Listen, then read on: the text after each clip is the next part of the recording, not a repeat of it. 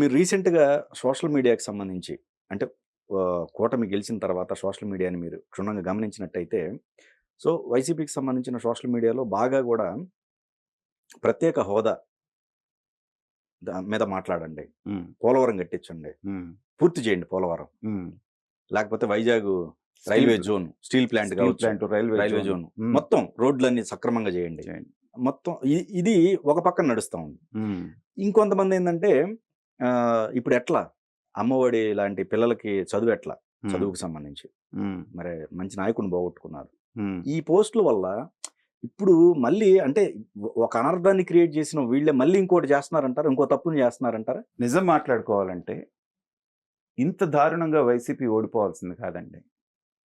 ఎందుకంటే సంక్షేమం బాగా చేశారు అనేటువంటిది అందరం గూడా అంగీకరించిందే. సంక్షేమానికి పెద్దపీట వేశారు. అవసరానికి మించి చేశారని గూడా అంటున్నాం మనం. కానీ ఇంత దారుణంగా 11 సీట్లకు మాత్రమే పరిమితి అవ్వటంలో ఈ వైసీపీ సోషల్ మీడియా పాత్ర గణనీయంగా ఉంది. హ్మ్. వాళ్ళని ఈ స్థితికి తీసుకొచ్చింది వీళ్ళే. ఓకే. కారణం ఏంటంటే, నాయకుడి మనసును దెలుచుకొని, ఆయన ఎవరినైతే ద్వేషిస్తాడో, వాళ్ళని బాగా గనక తిడితే ఆయన దగ్గర ఎక్కువ మార్కులు పడతాయనేటువంటిదే ఈ వైసీపీ ఫార్ములా. వాళ్ళు అర్థం చేసుకున్నది. మంత్రుల విషయంలో గూడా ఎవరు గట్టిగా చంద్రబాబు నాయుడు గారిని బూతులు తిడితే వాళ్ళందరికీ మంచి పదవులొచ్చినియి. రోజాకి గాని, కొడాలి నానికి కానీ, లేకపోతే జోగి రమేష్‌కి గాని, పేర్ని నానికి గాని మనమందరం చూస్తున్నాం. సో, ఓహో! ఇలా జేస్తే గాని మనకు గుర్తింపు రాదనమాట అధినేత దగ్గర అని వీళ్ళు ఇంకొంచెం ముందుకెళ్ళి వాళ్ళేదైనా ఆడాలని ఒక మాట అన్నారనుకోండి, దాన్ని పట్టుకొని ఇక ఎంతవరకు వాళ్ళని నీచాతి నీచంగా మాట్లాడాలో, ఉచ్చం, నీచం లేకుండా ఒక పరిధంటూ లేకుండా వీళ్ళు మాట్లాడారు. దాంతోటేమైందంటే నేను దీంట్లో గూడా చెప్పాను. వైసీపీ దెబ్బతిన్నది వైసీపీకి ఉన్నటువంటి ఓట్లు ఎక్కడికి పోలేదండి. జగన్మోహన్ రెడ్డి గారు చాలా బాధపడ్డారు చూసారా?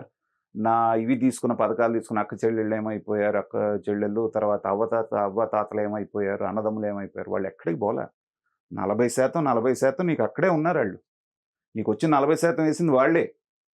కానీ పోయింది ఎవరో తెలుసా? నీ నువ్వు మాట్లాడిన మాటలు, నీ ఎమ్మెల్యేలు, నీ మినిస్టర్లు, నీ సోషల్ మీడియా మాట్లాడినటువంటి చండాలమైనటువంటి భాష, మీ యొక్క భావదారిద్ర్యాన్ని అసహించుకున్నటువంటి ఈ న్యూట్రల్ ఓటర్స్ ఉంటారు చూసారా? ఒక 10% మంది. హ్మ్. వీళ్ళు నాగరికులు కాదు, అనాగరికులు. అనాగరికులకు ఓటేసావని లాస్ట్ టైమ్ నీకు 50% వచ్చింది గదా! ఇప్పుడు 40 అంటే ఈ 10%. వీళ్ళు న్యూట్రల్ ఓటర్స్. వీళ్ళు మొత్తం తీసుకెళ్ళి అటేసారు. వాళ్ళకి ఇంకొక 3% కొత్త వాళ్ళు యాడ్ అయ్యారు. 20,00,000 మంది కొత్త ఓటర్లొచ్చారు. వీళ్ళందరూ కలిసి నీ కొంప ముంచారు. అంతేగాని నీకు పథకాలు లేవు గాబట్టి ఇది తీసుకొని అటేసారనేటువంటిది నువ్వేం అంత బాధపడాల్సిన పని లేదు. సంతోషించు ఒకటి. కానీ ఎప్పుడైతే ఇళ్లల్లో ఆడాళ్ళని గూడా మాట్లాడటం, వాడెవడో ఉన్నాడు బోరుగడ్డ అనిలో ఎవడో వాడు. వాడు మనిషి పుట్టక పుట్టిన ఏమనాలో గూడా అర్థం గాదు వానికి. జగన్మోహన్ రెడ్డి గారు గనక ఇలా కనుసైగ జేస్తే చంద్రబాబు నాయుడిని ఏదో దేనికో గట్టుకొని జీప్‌కో దేనికో గట్టుకొని లాక్కొస్తాడంట. ఇది జేస్తాడంట. ఇలాంటి స్టేట్మెంట్స్ ఇస్తున్నప్పుడు అక్కడ శ్రీరెడ్డి అని ఒకావిడ, వీడు అక్కడి నుంచి మాట్లాడతాడు పంచి ప్రభాకర్ అని ఒకడు. వీళ్ళందరూ మాకు సంబంధం లేదని మీరు పైకి మాట అంటారే గాని, వాళ్ళు చేసే ప్రతి దాన్ని మీరు సంతోషిస్తున్నారు. సో, వాళ్ళు చేసే ప్రతి మాట, వాళ్ళు మాట్లాడిన ప్రతి బూతు మీకే ఆపాదించారు ఈ న్యూట్రల్ ఓటర్స్ అందరూ. మీరే వెనకుండి మాట్లాడిస్తున్నారనేటువంటి ఉద్దేశంతోటే మిమ్మల్ని తీసుకెళ్ళి ఇవాళ 11 సీట్లకు పరిమితం చేశారు.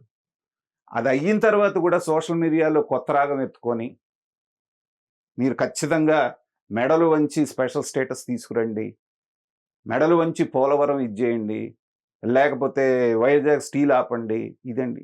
5 సంవత్సరాలు ఏం జేశారు? అదేదో జెప్తారు చూసారా? గుడ్డి గుర్రానికి పళ్ళు తోమారా అని జెప్పి.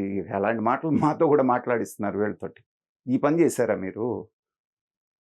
అక్కడల్లా సాగిలపడి ఆయన కాళ్ళ మీద పడి ఆయన చెప్పిందల్లా జేసి, మీ కేసులను 5 సంవత్సరాలు ఇది కాకుండా పక్కన బెట్టుకొని, ఇవాళ వాళ్ళని ఏంటంటే, దీన్ని పట్టుకొని లాస్ట్ టైమ్ లాగానే మళ్ళీ చంద్రబాబు నాయుడు గారు తగాదా బెట్టుకోవాలి ఆయనతోటి, వాళ్ళతోటి. తగాదా బెట్టుకొని మళ్ళీ బయటకొచ్చేస్తే వీళ్ళు ఎంజాయ్ జేయొచ్చు. కానీ వీళ్ళకంటే తెలివైనాళ్ళు కదా! అందుకే మొన్న లోకేష్ గారు నేషనల్ మీడియాకి ఇచ్చిన దగ్గర క్లియర్‌గా జెప్పాడు. మేము ఏ ఎజెండా తోటి వెళ్ళలేదు. అన్‌కండీషనల్‌గా మేము సపోర్ట్ తీసుకున్నాము అన్కండిషనల్గానే సపోర్ట్ ఇస్తున్నాము. మేము 2024 ఎలక్షన్కి వెళ్ళిన ఎజెండాలో మా ఎజెండాలో స్పెషల్ స్టేటస్ అనేది లేదు. అంతకంటే ఎక్కువ ఇండస్ట్రియల్ ఇవి తీసుకొని మాకు రావాల్సిన మా ధ్యేయం ఏంటంటే 5 సంవత్సరాల్లో 20 లక్షల ఉద్యోగాలు కల్పించడం అనేటువంటిది మా ధ్యేయం. అమరావతి పూర్తి చేయటం అనేటువంటిది మా ధ్యేయం. పోలవరం పూర్తి చేయటం అనేటువంటిది మా ధ్యేయం. ఇండస్ట్రీస్ పెట్రో కారిడార్ తెచ్చుకోవటం అనేటువంటిది మా ధ్యేయం. ఇవన్నీ మేము ఫుల్ఫిల్ చేస్తే స్పెషల్ స్టేటస్ వచ్చిన దానికంటే కూడా 2 3 మేలు జరుగుతుంది అనేటువంటిది క్లియర్గా చెప్పారు. తెలుగుదేశానికి ఉన్నటువంటి ఒక వీక్నెస్ ఏంటంటే చేసింది కూడా చెప్పుకోలేరు వాళ్ళు. గతంలో చాలాసార్లు ఓడిపోవడానికి కారణం ఇదే. కానీ లోకేష్ అనేటువంటి వ్యక్తి వచ్చిన తర్వాత చాలా క్లారిటీతో ఉన్నారు. సో వీళ్ళు చేసే ఈ దుష్ప్రచారాన్ని తిప్పికొట్టడానికి ఎవ్రీ 3 మంత్స్కి ఒక వైట్ పేపర్ లాంటిది రిలీజ్ చేయాలి. ఒక బండగా 20 లక్షల ఉద్యోగాలు ఇచ్చేస్తాం అనేటువంటి మాట చివరి 5వ సంవత్సరంలో చూసుకుందాం అనేది కాకుండా ఎవ్రీ 3 మంత్స్కి ఒక ప్రోగ్రెస్ రిపోర్ట్ లాంటిది, ఆర్ 6 మంత్స్కి ఇదిగో ఇన్ని ఉద్యోగాలు ఫలానా సెక్టర్లో, ప్రైవేట్ సెక్టర్లో ఇన్ని వచ్చినాయి, గవర్నమెంట్ ఉద్యోగాలు ఇన్ని వచ్చినాయి, ఇండస్ట్రీస్ ఇన్ని వచ్చినాయి, ఇంత ఇన్వెస్ట్మెంట్ వచ్చిందని ప్రోగ్రెస్ రిపోర్ట్ ఇచ్చారనుకోండి, వీళ్ళందరి నోళ్ళు మూతపడతాయి. కానీ మీరు ఒక మాట అన్నారండి, ఓట్ బ్యాంకు జగన్ గారు చెప్పిన ఓట్ బ్యాంకు అలానే ఉంది. కానీ ఏదైతే ఈ 10% కేవలం ఇట్లా మాట్లాడిన మాటల్ని వినబట్ట ఆ విధంగా, అంటే ఇష్టానుసారంగా పబ్లిక్ డొమైన్లో అంటే మాట్లాడి మెజారిటీ అండి. నేను అనేది మొత్తం ఈ 10% దాని మూలన అనేది కాదు, ఒకదానికొకటి యాడ్ లింక్ అయి ఉంటాయి. అదే ఓకే. ఇప్పుడు వాడు రోడ్డు మీద వెళ్తా ఉంటాడు, అరే ఇందుకోసం మనం తెచ్చుకుంది ఈ గవర్నమెంట్ని, అనుభవం ఉన్నాయని పక్కన పెట్టి అంటాడు. ఓకే, అదే రకరకాలు. అదే వాళ్ళ అబ్బాయి ఇంజనీరింగ్ అయిపోయింది, వాడు ఎక్కడికో పోవాలి అమ్మ నాన్న వదిలేసి, అరే ఆయనే ఉంటే ఇక్కడ ఉండేది కదా, అనవసరంగా ఓటేసామే అంటాడు. తర్వాత భవన నిర్మాణ కార్మికుడు ఉంటాడు, వాడు గుద్దుంటాడు అప్పుడు జగన్కి. ఇప్పుడు వచ్చేటప్పటికి ఇసుక ధర పెరిగిపోయిన తర్వాత బిల్డర్లు అందరూ మూసేసుకున్నారు, వాడికి అక్కడ సెంటర్లో నుంచుంటారు వీళ్ళందరూ కూలి కోసం. అప్పట్లో వారం ఉంటే 5 రోజులు ఉంటే 5 రోజులు, 6 రోజులు ఉంటే 6 రోజులు కూలి దొరికేది. వీడికి వారంలో 1 రోజు 2 రోజులు దొరుకుతుంది అనుకోండి, వాడు అప్పుడు తిట్టుకుంటాడు. ఇది 1 by 1 ఇట్లా యాడ్ అవుతూ ఉంటుంది. ఇప్పుడు మీరు అన్న లాస్ట్ దాంట్లో కూడా రీసెంట్గా ఒక పోస్ట్ చదివా నేను. ఇప్పుడు మీ ఇంటికి వచ్చి డబ్బులు ఇస్తున్నారు, ఇప్పుడు నువ్వు కూలి పనికి పోవాలి, మరి చూడు ఎంత వ్యత్యాసం అంటున్నారు.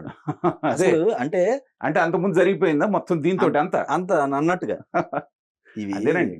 ఇలాంటి గాలంతా మూటగట్టి చెప్పారు కాబట్టే ఇవాళ నాయకులందరూ బయటకు వచ్చి బహిరంగంగా, అసలు జగన్మోహన్ రెడ్డి పేరు చెప్తే వణికిపోయే పెద్ద పెద్ద నాయకులు కూడా బయటకు వచ్చి అసలు ఓడిచిందే నువ్వే, నీ మూలానే మాకు ఇది స్థితి పట్టిందని చెప్పేసి నేను స్వయంగా జగన్మోహన్ రెడ్డినే వీళ్ళు విమర్శించే స్థాయికి వచ్చారంటే, ఇప్పుడు మీరన్న 3 పేర్ల వాళ్ళు కూడా విమర్శిస్తున్నారు. అదే మరి ఖచ్చితంగా. ఇప్పుడు నిన్నటి దాకా ఇరగదీసుకుపడిన పంచి ప్రభాకర్ చంద్రబాబు నాయుడు చూసి నేర్చుకో అంటున్నాడు. శ్రీరెడ్డి ఏమంటుంది, ఇంత గొంతు దించుకుంటున్నాను నేను, కనీసం నేను మీ మెంబర్ని ఒప్పుకోవట్లేదు. అదే లొకేషన్ చూడండి, వాళ్ళ కార్యకర్తకి ఏదన్నా వస్తే స్వయంగా ఆయన వెళ్తాడు, లేకపోతే ఒక టీముని పంపిస్తాడు, వాళ్ళని ఆదుకుంటారు, వాళ్ళ ఫ్యామిలీని ఆదుకుంటారు, మాకు మీరేం చేశారంటున్నారు. సో విజయం అనేది ఎప్పుడు వస్తుందంటే అంజి గారు, మీ గురించి మీరు చెప్పుకోవడం, మీ అనుచరులు చెప్పుకోవడం గొప్ప కాదు, మీ ప్రత్యర్థులు మీ గొప్పదనం చెప్తారు చూసారా, అది నిజమైనటువంటి విజయం. ఇప్పుడు 164 సీట్లు సాధించిన కూటమి విజయం అది ఒక పక్క విజయం అయితే, ఇప్పుడు శత్రువులు హాహాకారాలు చేస్తూ మీ గురించి మిమ్మల్ని పొగుడుతున్నారు చూసారా, మీ కార్యకర్తలను ఎలా చూసుకుంటారు, వాళ్ళని ఎలా ఆదుకుంటారని, అది నిజమైనటువంటి కూటమి విజయం. పవన్ కళ్యాణ్ గారిని కూడా వాళ్ళు ఎంతమంది ఏమంటున్నారు, గేమ్ చేంజర్ అంటున్నారు, లేకపోతే మ్యాన్ ఆఫ్ ద మ్యాచ్ అంటున్నారు. ఇదే పవన్ కళ్యాణ్ గారిని ఎన్ని రకాల అవమానాలు, నిజంగా ప్రపంచంలో ఎవరు అన్ని అవమానాలు పడి ఉంటారు. ఒక పెద్ద సూపర్ స్టార్ అయ్యుండు కూడా సాధారణ వైసీపీ కార్యకర్త కూడా 3 పెళ్ళిళ్ళు 4 పెళ్ళిళ్ళు అని అమ్మనాబుద్ధులు తిట్టారు. కాబట్టి ఏంటంటే ఇందాక అనుకున్నట్టు రాజకీయంలో ఓపిక మీకుంటే అన్నీ మీ వెనకాలే వస్తాయి. అవకాశాన్ని ఉపయోగించు. వీళ్ళందరూ అవకాశాన్ని ఉపయోగించుకోలేదు కాబట్టి ఇప్పుడు నా ఘర్కా నా ఘాటుగా అన్నట్టుగా అయిపోయారు.